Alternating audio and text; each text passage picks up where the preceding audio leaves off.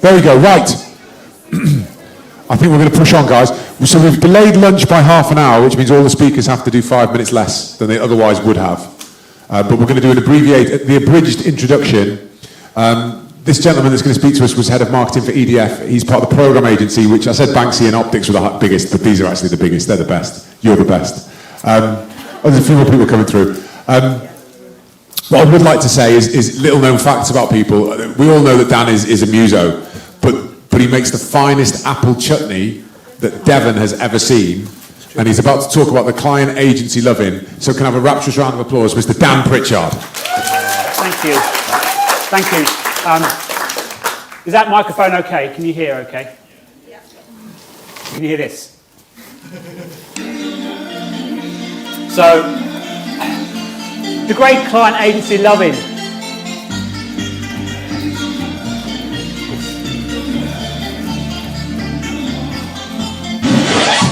Yeah, enough of that. I think the other way of thinking about it is shit goes wrong, but not on my watch. You know, start of a beautiful thing. We all know happened with these two. That was, of course, What Is Love by Hadaway in 1993. Three, yeah. Okay.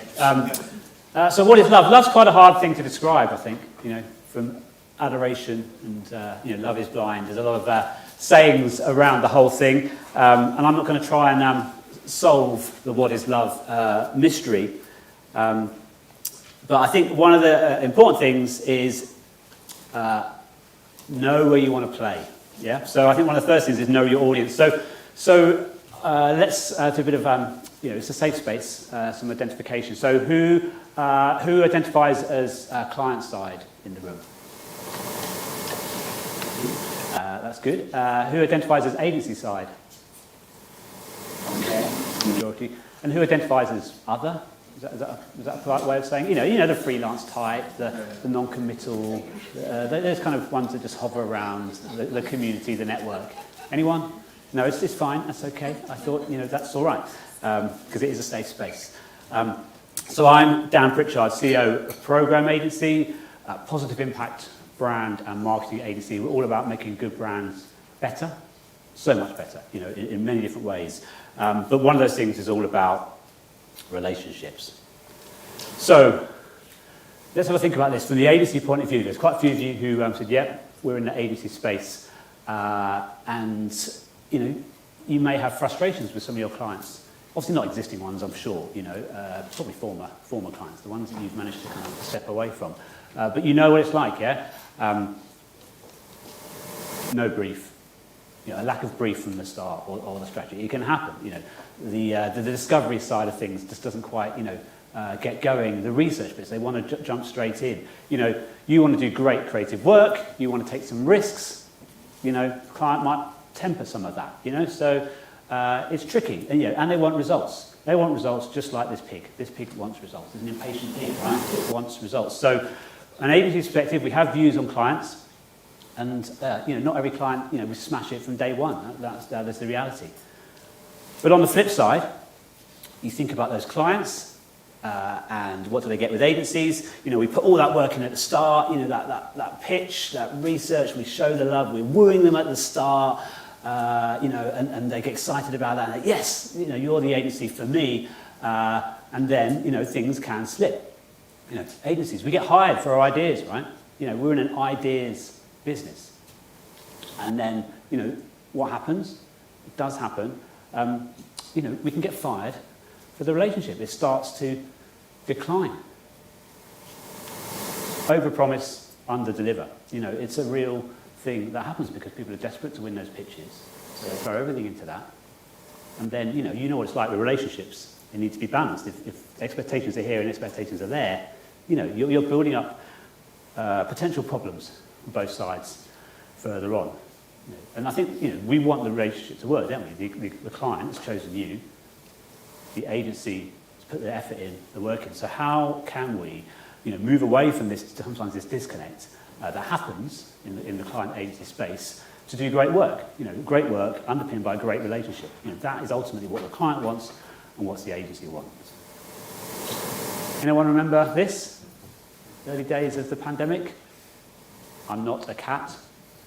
The guy on the Zoom call got stuck in the cat filter head on, and was having to deal with a business situation in the US as a cat with sad eyes as he looked around and said, I'm not a cat, I'm not a cat. What happened in 2020 sent ripples across our world. The digital divide that occurred pushed us away. One of the things I do alongside the programme, I'm chair of the Alliance of Independent Agencies New Business Group. And talking to agencies of all shapes and sizes, independent agencies, about 300 of us, we have shifted from the relational to the transactional. There's some wonderful things because of the Teams and Zoom and everything else. But when was the last time a client came into your office and spent half a day there? And when was the last time you spent a whole day at your clients, really understanding, talking to people face to face?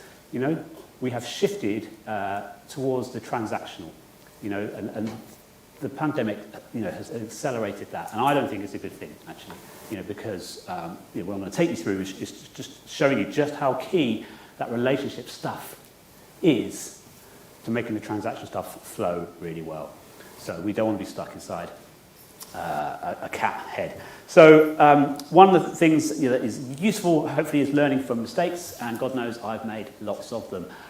So here's an example of, before I take you through the 5 fundamental top tips, I'm going to talk about chutney. I do talk about chutney from time to time. Chris alluded to this fact for those who are in their seats at the allotted start time, or the delayed allotted start time.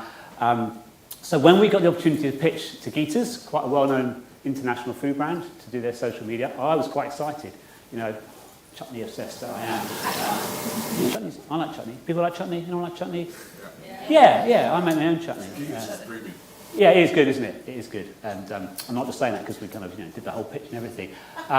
So I went, Emma McLeod, our head of client services, went, we did all the prep, the pitch, we had nice creative boards, we got the train up to London, it was some hotel out near the North Circular, it was a hot afternoon, it was a crowded room, Geeta was there, the original founder, and her husband Benny, both quite old now, and we started off, you're the last agency in up on the 4th floor in this room, and it's like, oh crikey, this is a hot room, we should have done our, we should have checked it out, but we didn't have an opportunity to do that beforehand. And being a man, I pick up on signs around relationships really well. I do. And I think Emma picked up on it as well, actually. Benny, so through the pitch, it's going well. Benny fell asleep. He fell asleep on me. So the lesson there, I think, in terms of relationships is sometimes you're not the one. And pick up on those signs early. He sent out a clear message, even with Geeta nudging him, telling him to wake them up. He didn't. He just wanted to sleep at the end of a long day. So we didn't get that job. So my chutney dreams were dashed. But there we go. I think that picking up on the signs, is really important. Which brings me to this gentleman. That's probably me back in the early 90s, I would have thought. But there are things that annoy us in relationships. There are the little things, right? Think about your own personal life. There are certain things that may bug you if you're in a relationship about the other person. Leaving the music up, having a bit of a mess, having days like this, not knowing how to clean a toilet, where the toilet actually is in the house. Those kind of things. It's those little transactional things. But you still love them, yeah? Despite all the little niggles, you've got something right. Why? And what is that?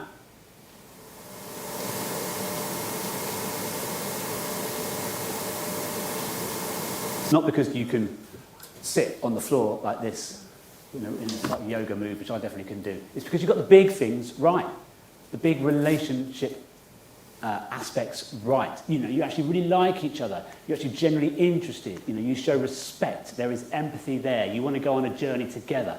All those big relationship pieces you're aware of, you're working on, you're getting right, you're in the adult-to-adult state, that two-way place. And that makes all those transactional niggles, hopefully, just niggles, the things that you can sort out over time, because you've gone big and because you've got it right. Now, there is a danger for agencies to get distracted. I have seen it. And it's true. I can't be the only one. I've seen this. You put all that effort into that early stage work. The work starts, the project begins, and then your head is turned by the next big, shiny project. You know? And it can slide. The relationship can slide. It's, you know, I think it's really, you know, we're doing ourselves a disservice if we do that. You know, it's sort of, you know, as soon as the contract is signed, you've agreed to 30-day terms for the invoicing, you know, all of that, and then those people who were there in the early stage, the pitch process, all of that, where are you? You've gone, you know. People don't want that sort of super eager kind of puppy 24/7. Oh, we love you. Talk, you know, those clients are busy. They're running, you know, complex organisations. There's been huge amounts of change, of course. But they don't want you to just slip away. They don't want you just to disappear and hand you over in a sort of, you know, non-supportive, relationship-driven way. Okay, so be warned. So how do we know all this? So one of the things I do with the Alliance of Independent Agencies, we work with an organisation called the Client Relationship Consultancy, and they do big surveys of clients all around the world, globally, you know, continent by continent, country by country, and this is what the clients who love their agencies tell us what really matters. And let's have a look at what's at the top. In that lovely program brand red, thanks Chris for that. You know, look at the top 5: the experience, people, relationships, communication, attitude. You know, you could say that about any single type of relationship. Those are fundamental underpinning elements, yeah? And then we start getting into the transactional. Performance at number 6. Some people might say performance should be in the top 5 for a really good relationship. I don't know. I'm not going to comment on that. But in terms of agencies and clients, you know, we start to get to strategy, product, delivery, data, digital, financial, all the transactional stuff. Yes, it's small percentage points. You know, of course, it's still really important, but you've got to put the transactional work that you're doing in this wider context of the relational. You know, and you will probably be working with your people and thinking about strategy and the product and the digital. How much time do you spend with your team helping them with people, with the experience you're trying to create, with the attitude? You know, we're not all naturally born brilliant relationship builders, actually. You know, we need help. So I think that's a really important learning for us, to think about the relational aspects to the work. You know, these are the clients who are giving their agencies 9 out of 10, you know, the very best of the best. What are they putting at the top? Relational factors. Okay, you're very quiet, but I hope that's okay. I hope this is, you know, starting to sink in. You know, I think Mills and Boon, it's a classic. You know, haven't you read it? This one especially, you know, I think this is the point I'm trying to make is there is no manual on love, you know. If it is, you know, then I haven't read it. It's a hard thing, you know. Those relational aspects, focusing on those, you know, is really tricky. You know, a lot of us just put the person who's the most bubbly at the front and just hope the chemistry happens. You know, and that's why when you go on this journey, the client and the agency over time in terms of the pitch, you know, the warming up, the wooing, the pitch theatre, all of that, and then into the kind of, you know, if it's a retained model, whatever it might be, the project, you know, things can change, things can have a wobble. You know, we don't really have the manual on it. And agencies put so much work into that early stage, you know, and then they don't maintain it. You know, it drops off. You know, you build those campaigns, you go from one transactional kind of campaign to the next, and are you really thinking all the time about the relationship? Do we really understand each other? You know, can we have, you know, talks about the hard truths in a sort of adult to adult way? Because if you can't, you know, you've got a problem, you know, in that relationship. So the big question, I'm building up to the 5 tips. You know, the big question is you know, where is the love, you know, in that relationship? And what does love need? Everyone knows this. What does love need? Active management. 2 of the most romantic words in the English language. What? It needs active management. You know, if you hear those interviews from the sort of 95-year-old old boy, his wife, you know, kept it together for so long, 40 years, 50 years, you know, working on it, you know, and probably nipping around the back and having some fags when the missus isn't looking, and those kind of, you know, the give and take bit, but, you know, it needs active management, okay? So remember that. There's one thing, relationships need... active management. Thank you, Chris. I'm not going to do it, let's do it again kind of thing, because people are like, you know, in the zone. So, my 5 top tips for relational-based agency client success. Nearly there for the 5. We're nearly there. But let's just remember, This. Anyone know what this is? Pardon? The four horsemen of the apocalypse. Exactly. I think one of the things is, well done for getting here. Well done for being in this space in terms of agencies, clients, and the freelancers and the interlopers and the hangers-on, because the last 3 years have been pretty shit, actually. So, guy on the left, what should we call him, Peter. I was known as the pandemic, Peter Pandemic, okay? So we had the pandemic, split us asunder. You know, it was tough. We had things, you know, we were grappling with kids hanging around our ankles whilst we're trying to do calls, trying to hold our agencies together, trying to get into the workplace, do the work, all of that, whilst, you know, worried about relatives and everything else that was going on. Good news is we had a really good government. It's all coming to light now about just how well prepared they were. So, it could have been so much worse. And of course, that led to this massive digital divide. Yes, we think, oh, great, Teams, Zoom, brilliant, it brought us together. But did it? It brought us together in terms of transactional, in terms of the relationships. You know, do you know your clients now better? Last 3 years, are you closer than ever before? Or are there some challenges around some of this stuff? You know, that great digital divide. And, you know, it was a real mixed bag. Some people suddenly had not much to do. Others found themselves running faster and faster and faster to deliver work. Just get the work done, you know. You've got to hang on in there, crikey. Budget's being slashed left, right and centre. Let's just get the work done, you know. And again, for a long-term relationship, I think that is not necessarily a good thing. So we've had Peter, digital divide, Diane, Steve. Then we had the Great Resignation. You know, we you know, whatever you kind of like to term it, we had a lot of change in the industry, client side, lots of change, people making decisions about, I don't want to work there anymore, actually I want this, I want to go freelance, I want to get back into in-house because of, you know, uncertainty, what have you. We had all this coming, and then we had a bit of a new wave of talent emerging, sort of in this post-pandemic era, and they had a really kind of shit time at university for some of that. And clients' worlds have definitely changed, and agencies, you know, hopefully you realise that, but, you know, clients were dealing with a whole load of other things, hybrid working, you know, new types of digital, new types of technology.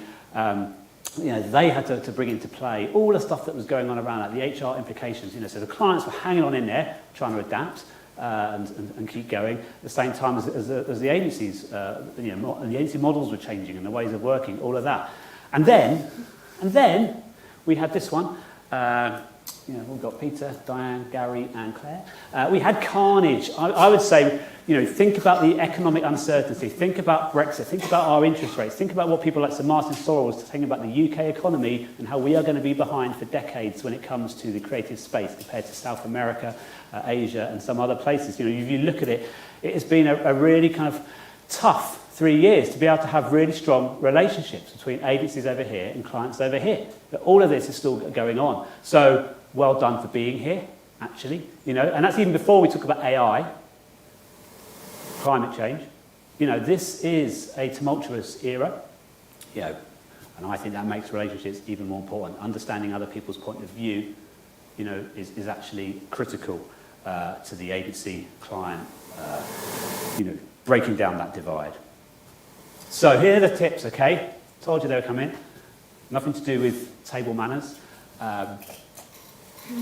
First impressions imbued with honesty, okay, from both sides. If you're going to have disconnect later, it starts at the beginning. If you're honest, it's not always easy, you know, because people don't like to show, you know, the full selves at times. But that first impressions imbued with honesty is really, really important, you know.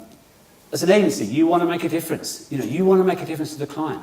As the client, you know, you've worked on the brief, you know, you're doing through the whole pitch process, shortlisting, you know, you want us to succeed as well. So finding the fit is really important, okay? So that's tip one for the, you know, relational-based agency client success.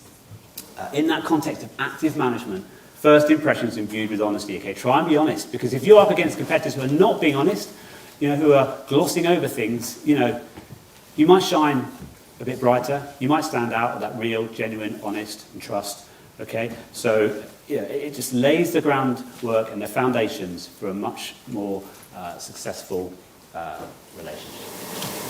So, tip two, clarity, it's not typo, clarity of consistency, okay?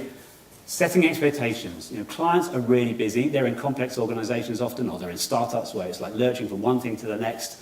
They haven't got time for an agency that's just changing things all the time. That's around people, systems, processes, ideas. Grabbing things and jumping onto the next, The client needs that consistency, the clarity, consistency. How are you going to work together? What are the processes? What is the framework? I need to understand you. You need to understand me. We're going to commit in this relationship. Sounding a bit. If you're going to commit to that relationship, you need to know what you're getting into, right? That clarity of consistency is really important. But also from the agency side, clients, if you say you're going to create a brief, create the frickin' brief, do it. If you can't, work with the agency to do it together, or be upfront about just how busy you are with other things and it can't be done. We understand that. There's so many tools out there now to help you with these kind of things.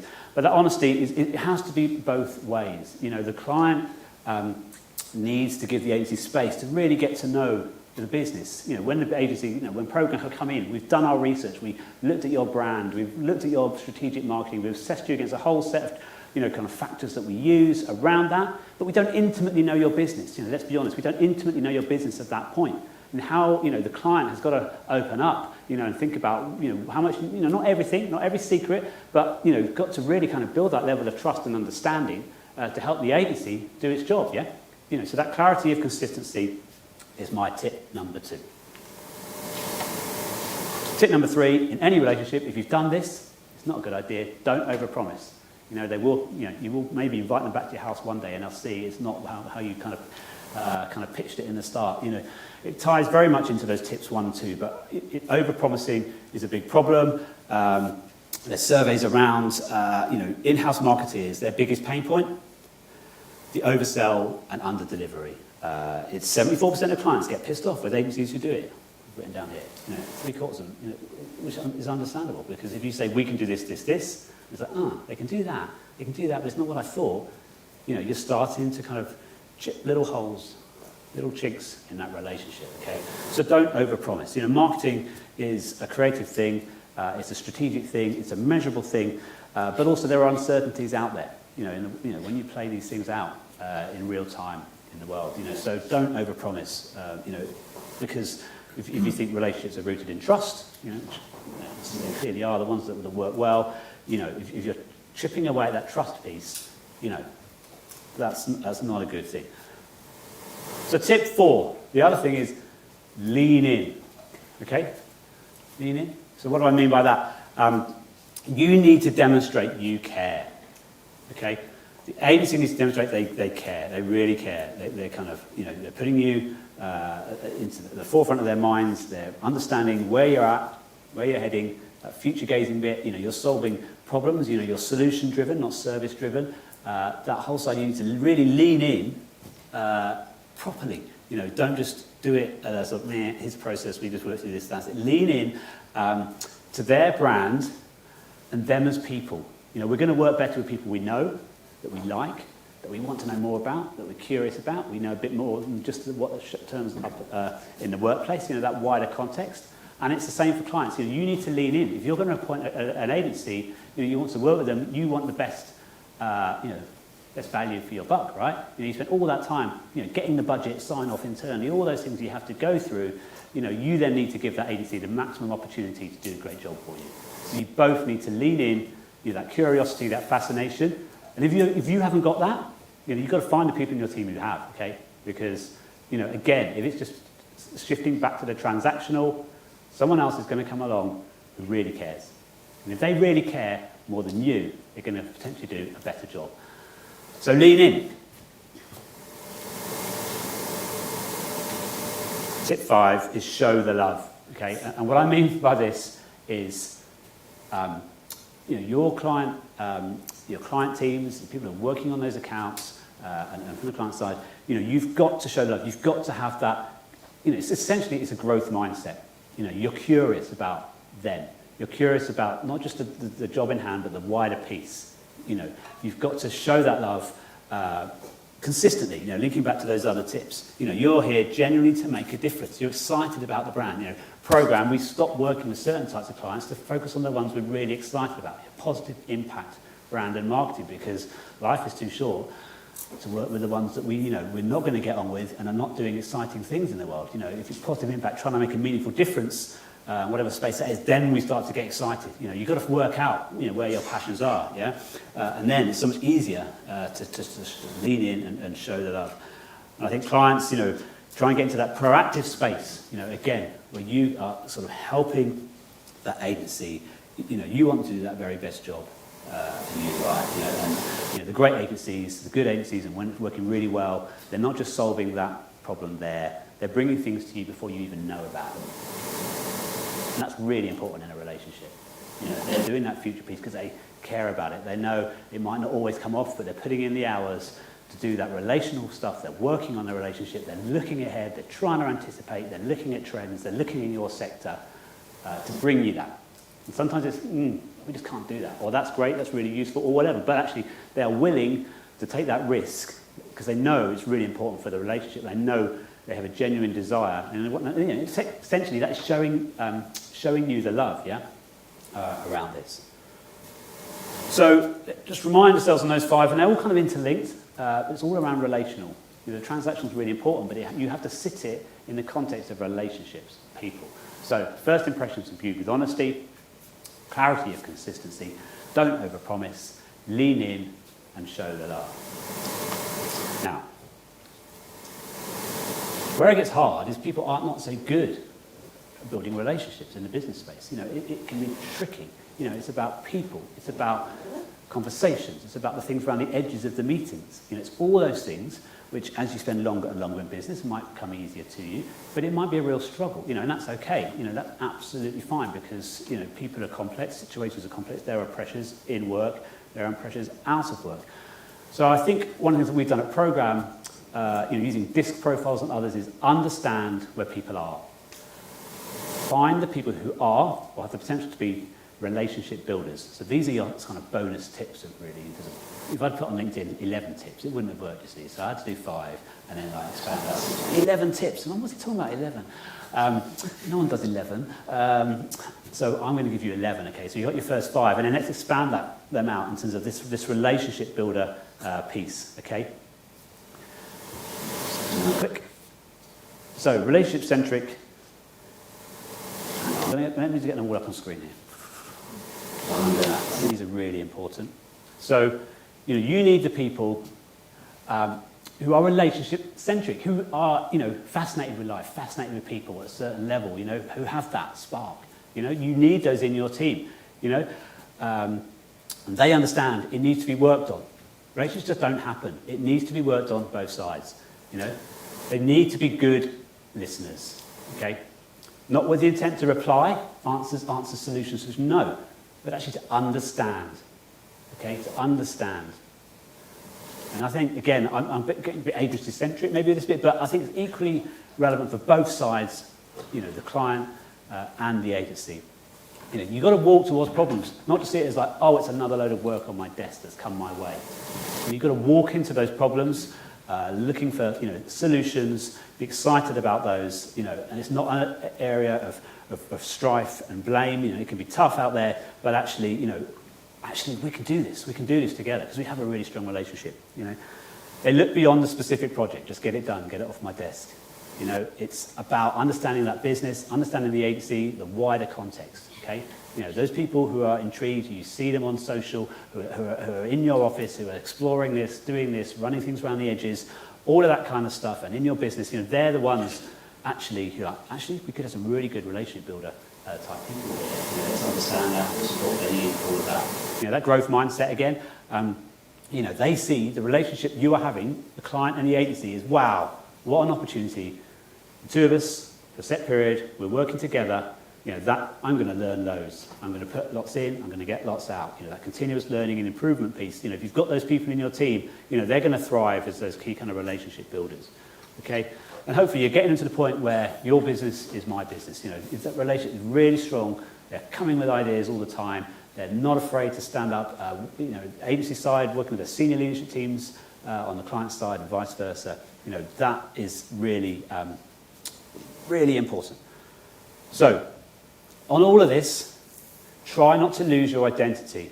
Okay, I did it once, it's rubbish. It's really hard to find your way home on a night bus in London if it happens. All right? I mean, no phone, no identity. What do you do? You've got to be in an adult-to-adult state. You've got to be able to challenge constructively. You've got to be able to lead. You've got to be able to lead at the right times. The client has to lead at the right times.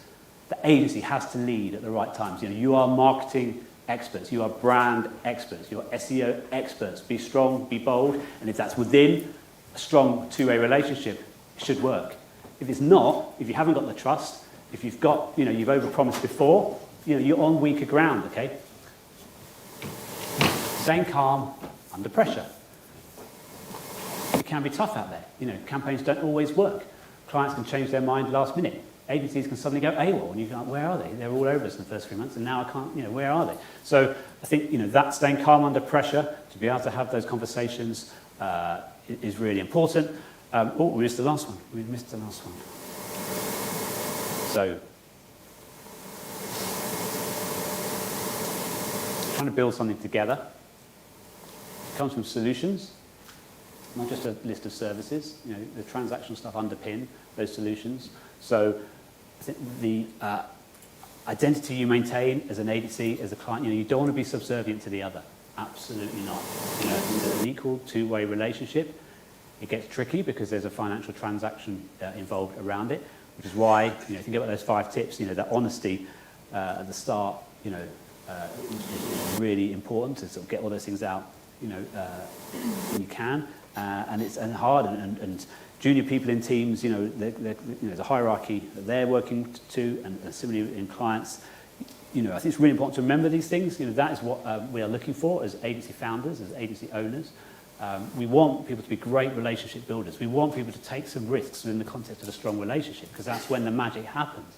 You know, if you're just doing what the client tells you, you know, it shouldn't be like that. It should be a two-way piece. This is the client's problems. This is their challenges. Let's have a think about that. Let's go the extra mile around that.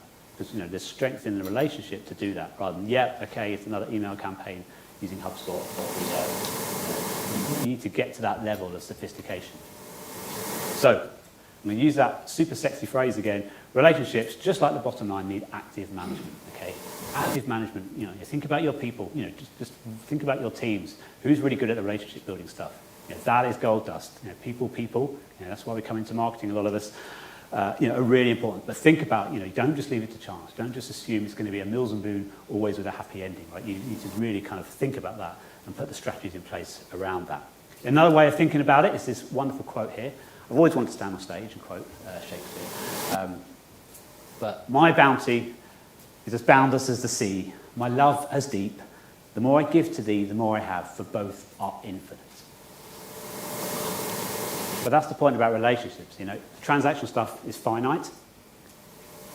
Relationship stuff, if you get that right, you know, the magic happens. If you're building really powerful relationships because you're being honest with, you know, following those fundamental tips, you know, that's when the magic really can happen. We all will think about the great, you know, agencies we've had in the past. You know, when I was at EDF, you know, we had rosters of different types of agencies up in London. You know, and the ones where it ticked, you know, we would go out and drink with them, you know, on a Friday night. You know, we would spend time with them as people. You know, we were really kind of into this relationship.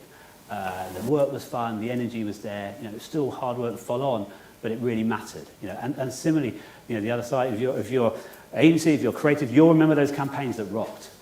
You know, and you'll probably remember the people and the smiles and when they said yes and when they got the results back, all of that, because ultimately it's that people piece. You know, and I know we have the tools, we have AI and all these really important aspects to deliver that good work to help us, but please remember it starts with you. Okay, it starts with the people. So, I love you. I want to say thank you. I hope that's given you some food for thought. You know, we have a lot of workshops around specific elements of marketing and brand, but this is thinking about the bigger picture, taking that step back, having a deep breathe and thinking about, okay, I'm in the relationship business. You know, I want to build strong relationships to make this stuff work. 2 minutes left, 1 minute left, yeah. We are programmed. If you're into relationships, if you're into chutney, if you're looking for love, if you're looking for a very dynamic brand and marketing agency. Just been nominated for another award, the Drum Award, for Best Purpose-Driven Campaign in the UK. So that's quite exciting. Great work, team. Then talk to me, talk to Antonia, talk to Emma, talk to Caroline, talk to Chris, our creative director here. We're looking for clients always, of course, but ones we can get excited about, ones we can build a relationship with and do great things with, right? So that's us. We're really excited to be putting out a positive impact report with Building Brands coming out later this month. Just sort of having a look in this area of, what do we mean by positive impact brands, positive impact marketing. There's great case studies in there, the likes of Finisterre and others, Two Drifters Rum, a whole mix of different types of brands, just talking about this whole kind of positive impact marketing piece. And everyone's doing competitions today, so I thought I'd better do a competition. Free brand snapshot, yes. It's going to be good, isn't it, Chris? It's quite in-depth, yeah? So, one of the things we do is we do from complete rebrands through to just, assess your brand, point out some really useful kind of learnings around where you're at, your position in the market, etc., etc.